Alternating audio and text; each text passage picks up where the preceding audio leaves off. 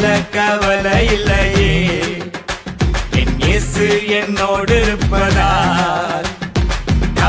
கவலை இல்லையே என் இயேசு என்னோடு இருப்பதால் அவர் என்னை விசாரித்து நடத்துகின்றவர் என் குறைவுகளை நிறைவாக்கும் போதுமானவர்